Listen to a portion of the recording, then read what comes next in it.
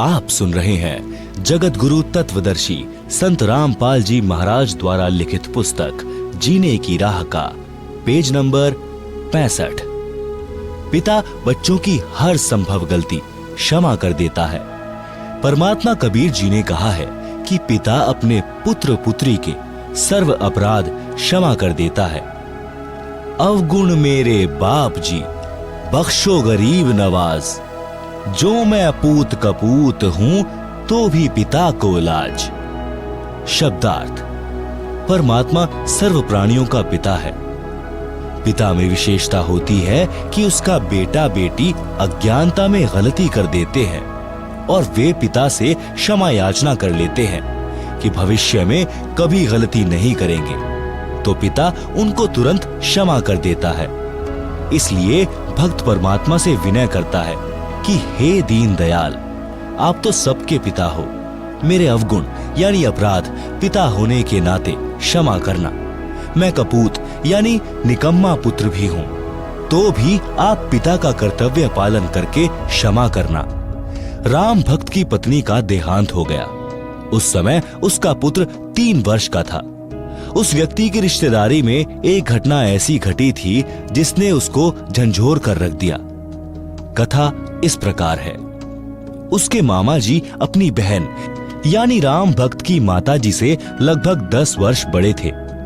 मामा जी के 2 पुत्र थे। राम भक्त की मामी जी का देहांत हो गया। मामी जी ने दूसरा विवाह कर लिया। दूसरी पत्नी को पुत्र हुआ। दूसरी पत्नी पहले वाली के पुत्रों से ईर्ष्या करने लगी। यह विचार किया कि 15 एकड़ जमीन है, 3 जगह बटेगी। उसने उन बच्चों को कांच पीसकर दूध तथा खाने में खिला पिला दिया, जिससे दोनों को धीरे धीरे रोगी होकर मृत्यु हो गई है। डॉक्टर ने बताया कि बच्चे कांच खा गए हैं, जिस कारण से इनकी मृत्यु हुई है। एक दिन उसकी पत्नी ने पड़ोसन से बताया कि मैंने ऐसे ऐसे किया, मेरे बेटे को 15 एकड़ जमीन मिल गई। उस स्त्री ने मेरे मामा जी को बताया। मामा जी छोटी मामी को बहुत प्यार करते थे और उस पर विश्वास करते थे। उन्हें विश्वास नहीं हो रहा था। एक दिन छोटी मामी अपने भाई से बता रही थी कि मैंने ऐसे ऐसे किया, तेरे भांजे को 15 एकड़ जमीन मिल गई। आप सुन रहे हैं जगत गुरु तत्वदर्शी संत रामपाल जी महाराज द्वारा लिखित पुस्तक जीने की राह का पेज नंबर 66। यह बात मेरा मामा भी सुन रहा था, क्योंकि वह खिड़की से बाहर स्वाभाविक खड़ा था। मामी का भाई बोला कि बहन, तूने जुल्म कर दिया, इस पाप को कहां रखेगी? आज के बाद मैं तेरी शक्ल देखने भी नहीं आऊंगा। मामा जी का दिमाग फटने को हो गया। घर त्याग कर अपनी बहन के घर पर आ गया, यानी हमारे यानी राम भक्त के घर पर जीवन व्यतीत किया। कुछ वर्ष के पश्चात छोटी मामी से जन्मा वह पुत्र भी मर गया। वह छोटी मामी किसी के साथ भाग गई। पता चला कि उस व्यक्ति ने उसके गहने छीनकर मारकर कुएं में डाल दिया। पुलिस को पता चला तो उस व्यक्ति को फांसी लगाई गई। इस सर्वनाश महाभारत को याद करके राम भक्त ने दूसरा विवाह नहीं किया। लड़के को अपने साथ रखता, हल जोतता था तो पुत्र को कंधे पर बैठा कर रखता था। थक जाता तो वृक्ष के नीचे लेटा देता। स्वयं खाना बनाता, स्वयं स्नान कराता, कपड़े साफ करता। जैसे तैसे लड़का जवान हुआ, विवाह कर दिया, फिर भी सब कार्य करता था। लड़का भी काम में हाथ बटाता था, परंतु कठिन कार्य स्वयं ही करता था। वृद्धावस्था ने जोर दिया, कार्य कुछ नहीं कर पा रहा था। पुत्र वधू को व्यर्थ का खर्च लगने लगा, जिस कारण से अपने ससुर को रूखा सूखा बासी भोजन देने लगी। फिर पेट भर भोजन भी नहीं देती थी। लड़का पूछता था कि पिताजी, सेवा ठीक हो रही है? पिताजी कहते कि बेटा, कोई कसर नहीं है, बड़ी भाग्यवान बहू आई है, मेरा विशेष ध्यान रखती है। यह बात बहू भी सुनती और अधिक परेशान करती कि मेरे पति को पता नहीं है। वृद्ध भी मेरी चाल से अपरिचित है। एक दिन लड़के ने देखा कि पिताजी को भोजन ठीक नहीं मिला तो उसने पत्नी को कहा तो पाखंड करने लगी कि घर देखकर खाया जाता है, आपको घर की चिंता नहीं है, सारा घर मेरे से चल रहा है, मुझे पता है कि खर्च कैसे चलाना है। एक दिन वृद्ध को चक्कर आए और गिर गया, टांग टूट गई। वैद्य ने बताया कि आहार पूरा न मिलने से शारीरिक कमजोरी है। दूध 2 समय आधा आधा सेर यानी आधा आधा किलो पिलाओ, ताजा भोजन खिलाओ। वैद्य चला गया। पत्नी ने कहा कि ऐसे तो घर का दिवाला निकल जाएगा। पति यानी लड़के को भी बात पसंद आई। वृद्ध की कोई परवाह नहीं की। वृद्ध के ससुराल वाले चोट लगने की खबर सुनकर मिलने आए। उन्होंने पूछा कि बेटा बहू ठीक सेवा कर रहे हैं क्या? राम भक्त ने कहा कि पूछो ना, ऐसे पुत्र तथा पुत्र वधू सबको दे भगवान, मेरे को कोई कष्ट नहीं होने देते। यह तो कोई कर्म की मार से चोट लग गई है। उसी गांव में 2 बहनों का विवाह हुआ था, एक का राम भक्त से, दूसरी का पड़ोस में। जब वे अपनी दूसरी लड़की के घर गए तो पता चला कि उस राम भक्त की कोई सेवा नहीं हो रही है। लड़का भी निकम्मा है।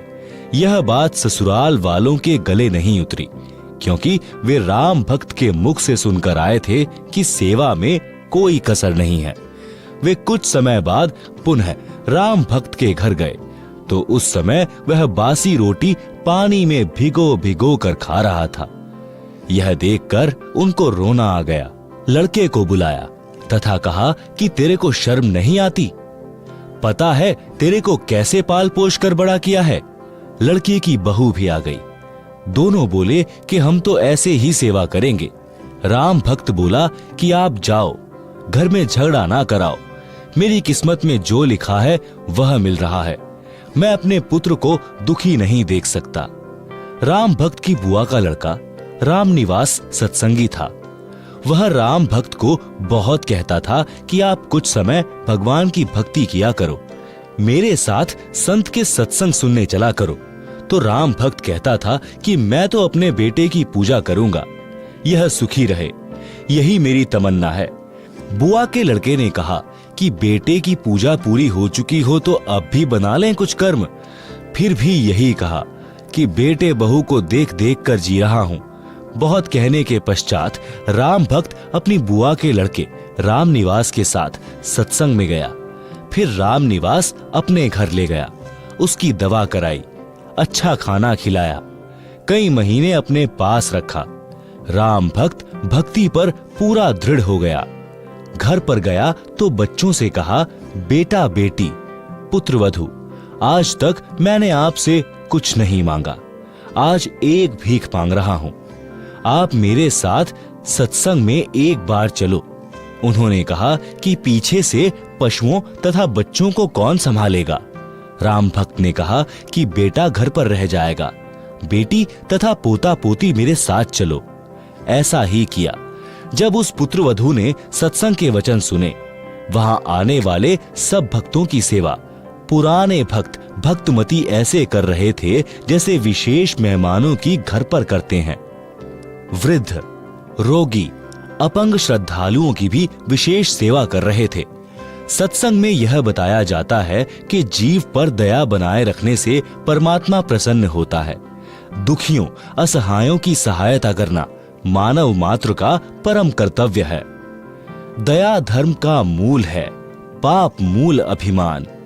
कह कबीर दयावान के पास रहे भगवान।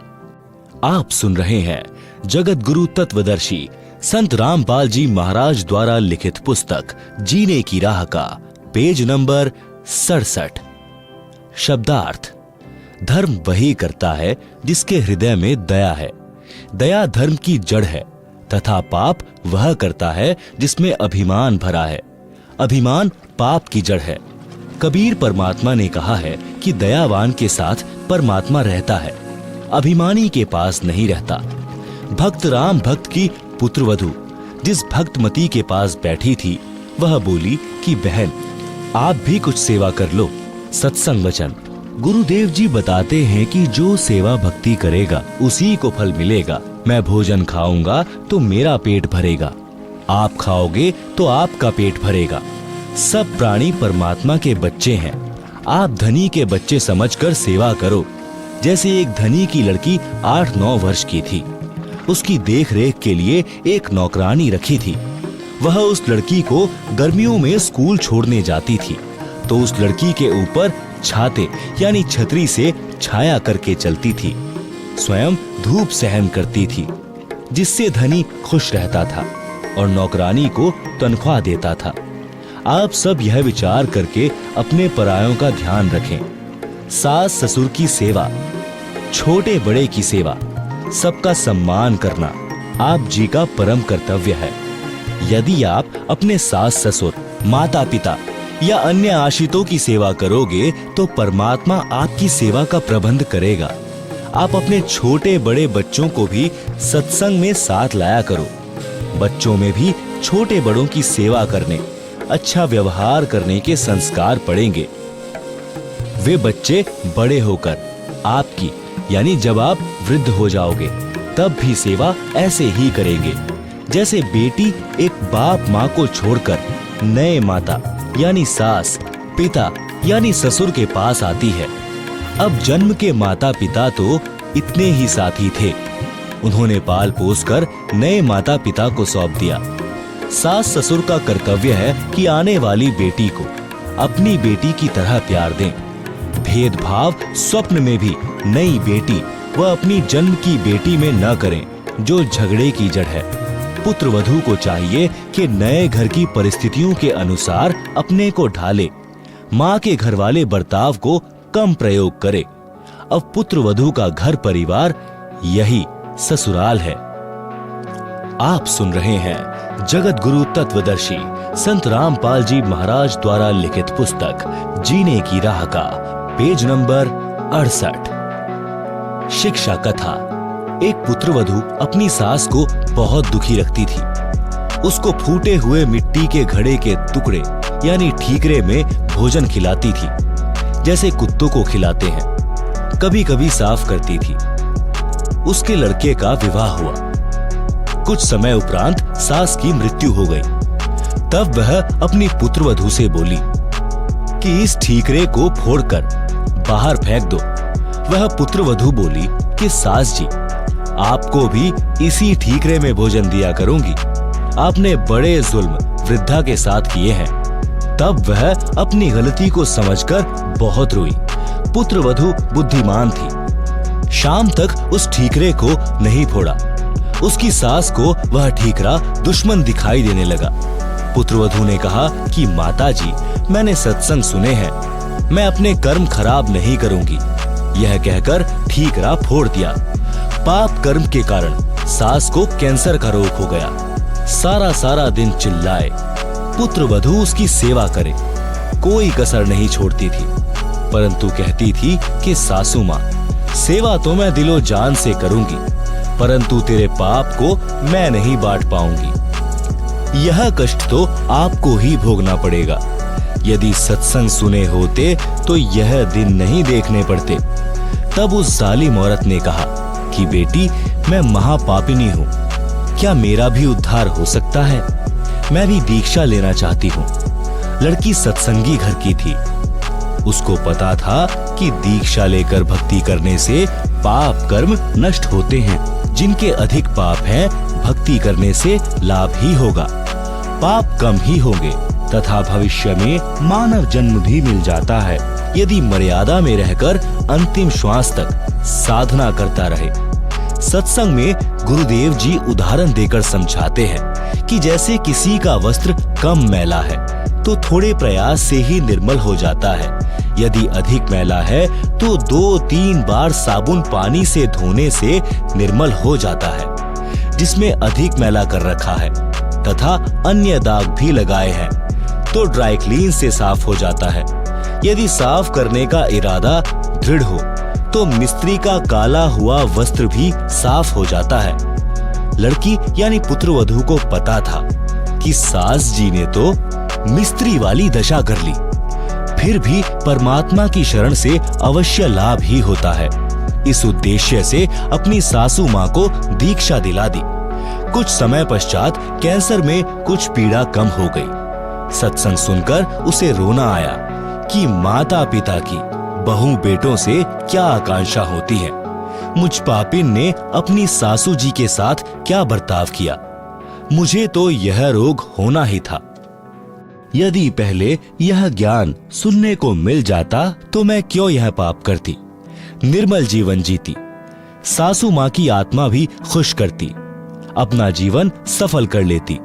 उपरोक्त वचन सुनकर राम भक्त जी की पुत्र वधू उस अपनी सहेली यानी पुरानी भक्तमती से लिपटकर फूट फूट कर रोने लगी। आधा घंटे तो अपने को रोक नहीं सकी। अधिक सांत्वना के पश्चात सुबह की रुकी और अपने ससुर पिता के साथ किए बर्ताव का उल्लेख रोते रोते किया।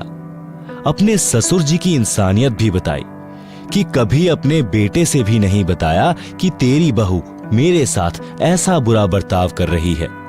बेटे के पूछने पर यही कहता था कि बेटा किसी प्रकार की सेवा में कमी नहीं है, बड़े अच्छे घर की बेटी है, समझदार है।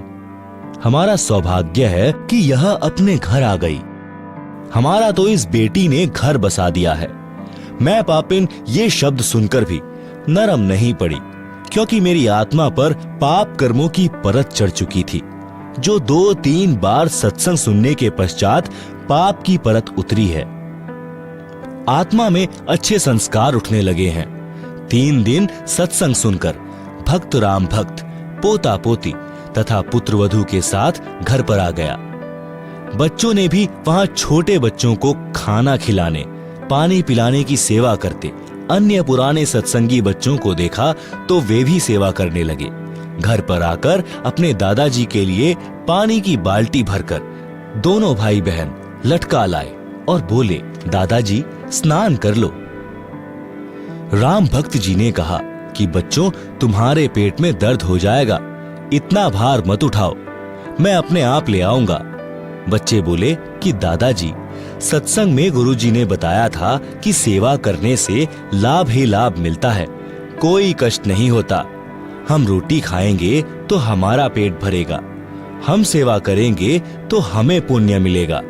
यदि रोग भी हो तो भक्ति और सेवा से समाप्त हो जाता है। वहां आश्रम में अनेकों माई भक्त बता रहे थे कि हम बीमार रहते थे, नाम लेने के पश्चात जैसी सेवा कर सके करने लगे, हम स्वस्थ हो गए। डॉक्टरों ने जवाब दे दिया था, देखो हमारी दवाइयों की पर्चियां, 4 वर्ष से उपचार चल रहा था, अब कोई दवाई नहीं खाते। ऋग्वेद मंडल 10 सूक्त 161 मंत्र 2 में भी यही प्रमाण है कि यदि रोगी मृत्यु के निकट पहुंच गया है, यानी उसको असाध्य रोग भी हो गया हो, यदि वह भक्ति पर लग जाए तो परमात्मा उसको मृत्यु के मुख से निकाल कर ले आए, उसे स्वस्थ करके 100% यानी पूरी आयु जीवन दे देता है। आप सुन रहे हैं जगत गुरु तत्वदर्शी संत रामपाल जी महाराज द्वारा लिखी पुस्तक जीने की राह का पेज नंबर 69। इतनी देर में पुत्र वधू आई और कहा, पिताजी स्नान कर लो, धोती यहीं छोड़ देना, मैं आप साफ कर लूंगी। राम भक्त जी ने कहा कि बेटी आपको घर का बहुत कार्य करना होता है, खाना बनाना, पानी लाना, पशु संभालना है, मैं आप धो लूंगा। मेरी टांग भी अब ठीक हो गई है, बस थोड़ा सा लंग रहता है। राम भक्त स्नान करके धोती बदलकर धोती धोने लगा। उसी समय बच्चों ने आकर धोती छीन ली और लेकर अंदर भाग गए और अपनी माताजी को दे दी। फिर कुर्ता भी ले गए, दूसरा कुर्ता लाकर दे दिया। लड़का खेत से पशुओं का चारा लेकर आया और पहले की तरह पिता को देखा और बिना बोले आगे घर में चला गया। उसने देखा कि पत्नी निर्मला हलवा बना रही थी। उसने सोचा कोई त्योहार होगा, फिर सब्जी रोटी बनाई। सर्वप्रथम गुरु भगवान को 2 कटोरियों में भोग लगाया तथा फिर एक थाल में रोटी, कटोरियों में हलवा तथा सब्जी डालकर अपने ससुर जी के पास लेकर गई और बोली, पिताजी भोजन खा लो, भूख लगी होगी, दूर से आए हैं। राम भक्त बोला, बेटी मेरे को यह हजम नहीं होता, सूखी रोटियां ला दे, मैं बीमार हो जाऊंगा। राम भक्त जी ने सोचा था कि भावना में बहकर बेटी आज तो सब सेवा कर देगी, परंतु लड़का इसको धमकाएगा क्योंकि उसको सत्संग का ज्ञान नहीं है, कहीं घर में झगड़ा ना हो जाए। इतने में लड़का भी आ गया। अपनी पत्नी को बोला, पिताजी ठीक कह रहे हैं, ले चल अंदर। पिता का कमरा गली पर था, बच्चों का रहने का अंदर को था। पत्नी बोली, चुप रह, मैंने बहुत पाप इकट्ठे कर लिए, अब पिताजी की सेवा मैं स्वयं करूंगी। लड़का चुप हो गया। राम भक्त ने दोनों बच्चों को थोड़ा थोड़ा हलवा दिया। पुत्र वधू को देने लगा तो बोली कि आप क्या खाओगे, घर पर और भी बहुत सारा हलवा प्रसाद बचा है, पिताजी आप खाओ, नहीं खाओगे तो मेरी आत्मा रोएगी। भक्त राम भक्त जी ने गुरुदेव भगवान का स्मरण किया और भोजन खाया। प्रतिदिन पुत्र वधू स्वयं नरम नरम रोटियां गर्म गर्म लाकर अपने हाथों खिलाए। प्रतिदिन वस्त्र साफ करे और कहे, पिताजी भजन कर लो। आप सुन रहे हैं जगत गुरु तत्वदर्शी संत रामपाल जी महाराज द्वारा लिखित पुस्तक जीने की राह का पेज नंबर 70। एक दिन राम भक्त जी की बुआ का लड़का भक्त राम निवास आया।